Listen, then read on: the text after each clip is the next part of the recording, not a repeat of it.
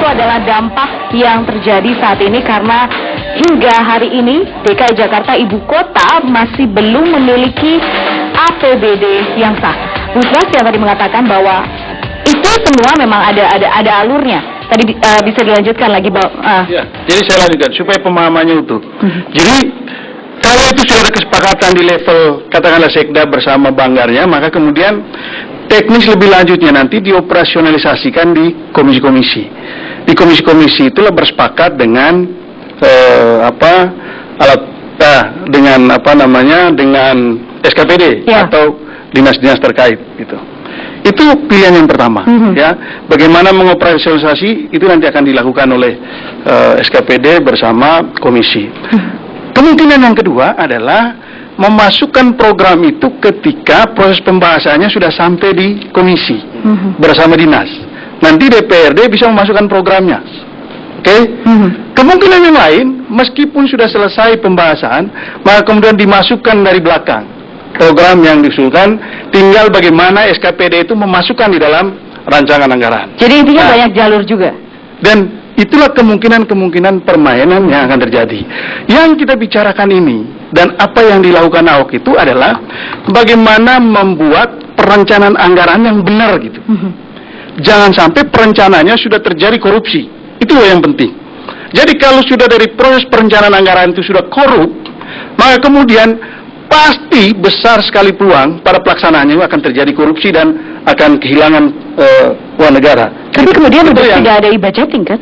Ya, maka kemudian kalau perencanaannya sudah beres, maka tahap berikutnya bagaimana kita menyiapkan perangkat pengawasan. Nah, apa yang dilakukan oleh Ahok, Gubernur DKI Jakarta ini adalah menyiapkan sebuah strategi baru dengan menggunakan e-budgeting ini supaya tidak mudah orang memasukkan atau menyelundupkan program ke dalam rancangan anggaran yang sudah disiapkan.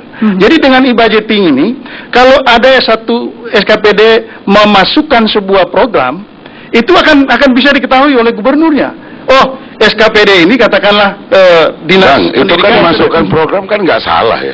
Nggak salah. Kalau itu bermanfaat guna bagi masyarakat kan nggak salah gitu loh. Itu modusnya dulu, itu nggak salah. Tapi asal semuanya dilakukan di level evaluasi kan? Ini yang saya khawatirkan. Ketika saya tidak ada di dalam angket itu.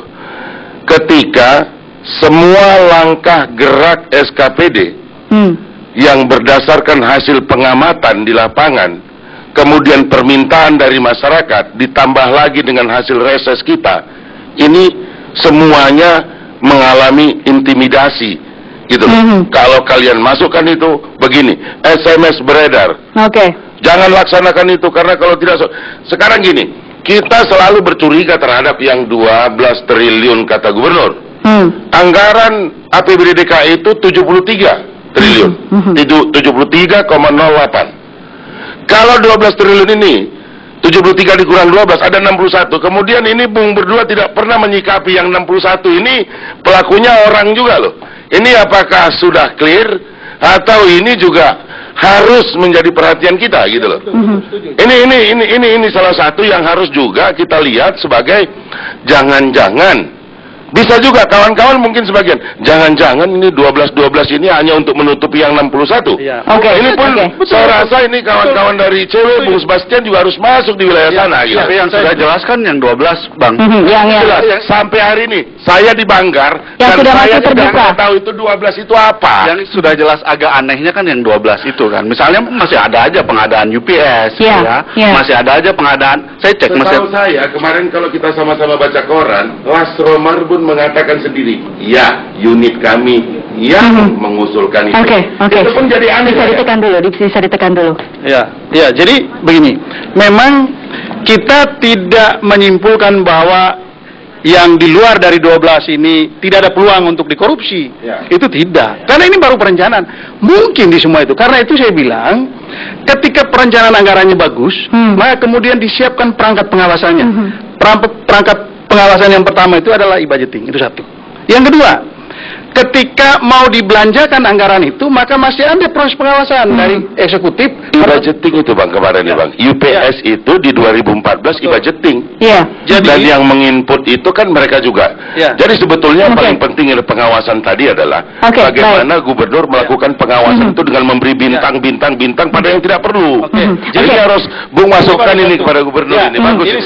Tunggu. Jadi yang kedua, tunggu dulu, mumpung kita bahas tentang UPS dan juga e-budgeting yang sudah berlangsung dari tahun 2014 ya Pak Bestari. Di sini ada Kepala Sekolah SMA Negeri 16 Jakarta Barat, Bu Cedar. Bu Cedar, ceritakan dong kepada kami apakah 2014 kemarin SMA Negeri 16 memang betul meminta UPS yang dimasukkan kepada e-budgeting 2014? Ibu silakan duduk saja. Ibu duduk saja, iya. Ya. Baik, terima kasih Mbak Putri. Kita biasa sekolah itu setiap awal tahun ajaran ya, bulan Juni begitu, bulan Juli mengajukan beberapa permintaan untuk sarana prasarana pendidikan. Nah pada saat itu karena kami semua kelas sudah ber-AC dan sudah LCD juga sudah ada, semua guru juga menggunakan komputer bahkan laptop gitu ya. Banyak listrik yang harus digunakan. Di sekolah kami sudah pakai 110.000 watt, tapi itu masih terus anjlok. Nah, ketika bulan Juli kami diminta untuk mengusulkan permintaan kami ajukan permintaan penambahan daya dan perbaikan instalasi listrik. Penambahan daya dan perbaikan instalasi listrik. Secara spesifik meminta benda bernama UPS tidak? Oh tidak, karena kita nggak tahu apa itu UPS awalnya kan. Kita awalnya kebutuhan kami itu. Kemudian ketika disampaikan, lalu sebulan kemudian kami diundang untuk mendengarkan beberapa informasi dari vendor-vendor yang mempunyai produk itu gitu ya. Terus sudah dikenalkan, lalu bulan keduanya sekitar bulan Oktober gitu, kami didatangi oleh petugas istilahnya itu dari perusahaan itu untuk menanyakan di mana tempat yang bisa kami letakkan UPS. UPS itu apa? Itu alat yang untuk membantu sehingga listrik tidak terlalu dibutuhkan banyak karena sudah ada dibantu oleh untuk alat elektroniknya paling tidak sudah dibantu. Nah kita tunjukkan di ruang khusus nggak ada, kita nggak punya ruang khusus. Ada di lapangan di sana nggak cukup karena dia besar gitu. Kita juga nggak tahu sebesar apa. Jadi pada saat hingga petugas datang, sama sekali tidak ada informasi yang menyampaikan bahwa hey SMA 16 ini loh mau dapat alat seperti ini karena kemarin meminta begini, tidak ada. Belum ada. Dan ketika alat itu datang juga tidak bisa menolak. Karena memang menurut Sudin itu memang kita minta, jadi sebagian dari membantu alat listrik supaya tidak anjlok. Begitu. Jadi lalu begitu datang kita tunjukkan ada di sana. Kita buatkan mereka buat di lapangan parkir motor.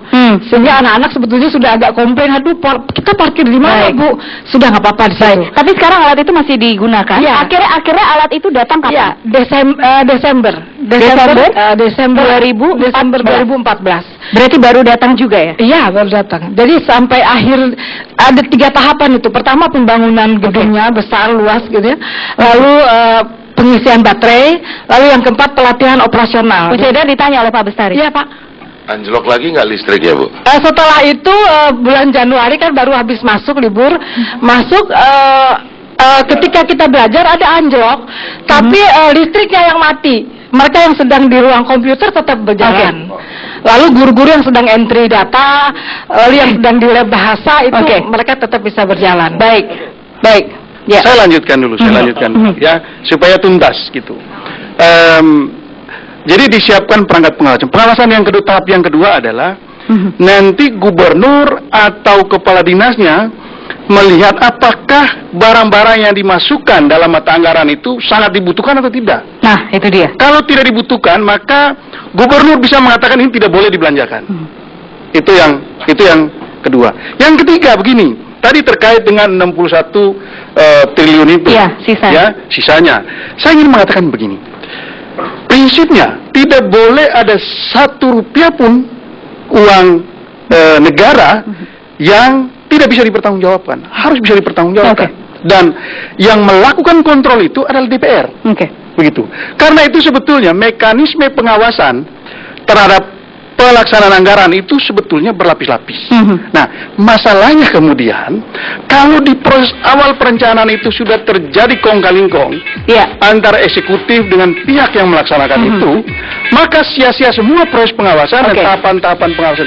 Itulah yang sedang kita bicarakan. Baik, itu adalah tadi yang disampaikan oleh sebelum kita maju lebih jauh soal korupsinya atau angket yang mau dibicarakan dan oleh juga soal dana siluman tadi. Tapi menyikapi yang disampaikan oleh Bu Cedare tadi, saya nanti akan ke Pak Bestari. Pak Bestari, itu artinya apa ya?